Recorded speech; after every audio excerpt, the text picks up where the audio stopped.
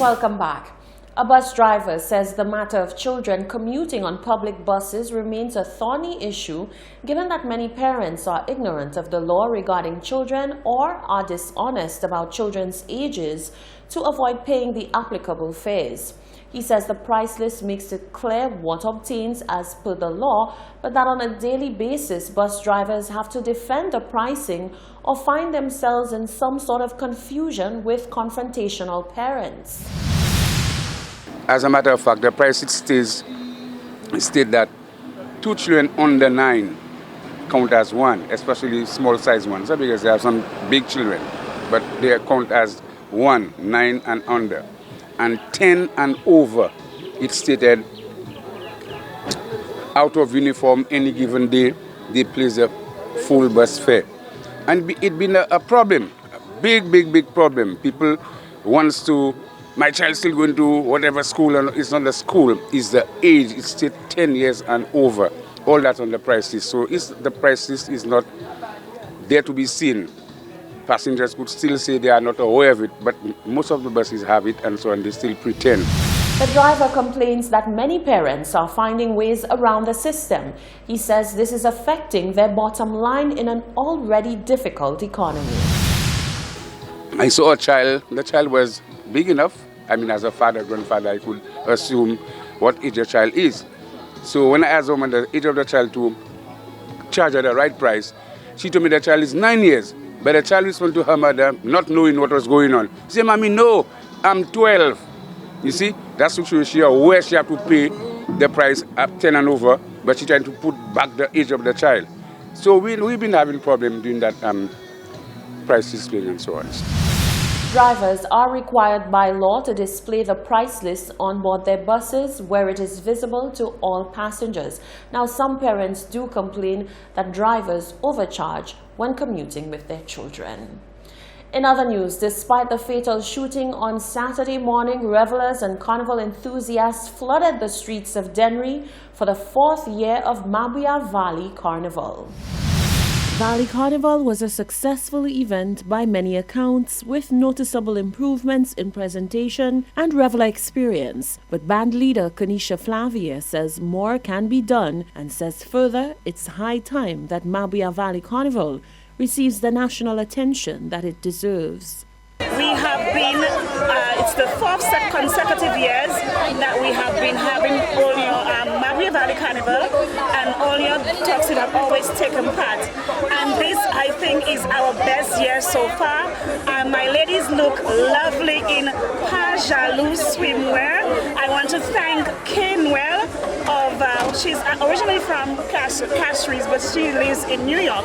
And I want to thank her for providing us with those Pajalou swimwears, and we are having a grand time on the road. When it comes to it, I would like to see more some funds be injected, but before that funds be injected, we have to be under the council so that government can go ahead and fund us for our carnival.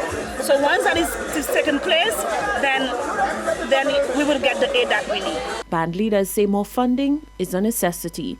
The quality and experience of Valley Carnival, they say, can be greatly increased. However, they lament that a continued lack of funding is deterring progress.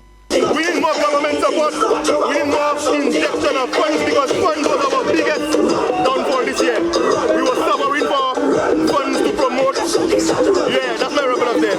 And we were basically late on everything. So we need some government injection so we can get more things going. Our costumes earlier, everything, our drinks, our food, everything would be earlier this year because we were late. Community Carnival Coordinator Buffalo Odlum agrees that funding is indeed an issue. However, he believes there is a lot of work to be done before the event can attract greater funding. He says although the growth of this carnival has shown through presentation and quality of costumes, there are still key organizational components that seem to be lacking. Well, you see the government through events company, we are ready to help all the communities.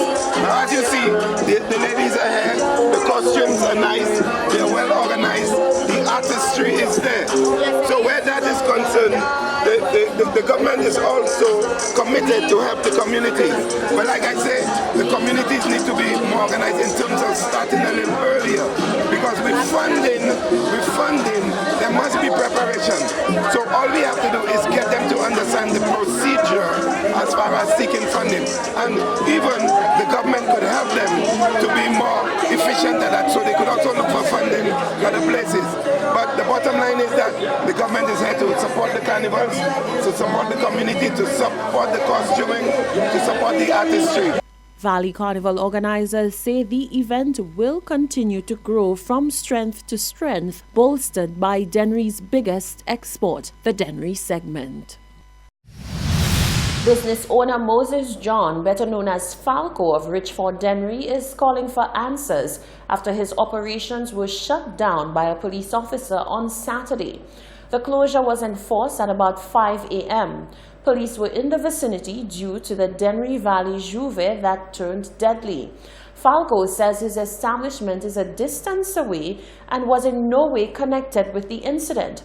According to him, his DJs were just setting up and testing for sound when an officer approached and shut things down. Well, I think they had an incident in La Richose last night. I don't know nothing about that. But it's only today I have my permit, I have everything, and them man just come and stop.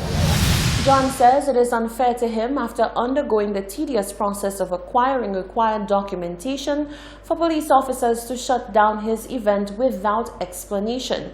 He believes that he was being targeted by one officer. Check it. If the commissioner signed it. So how them man want to come and stop me for what? Why they stopping me? And I have all my documents. Why?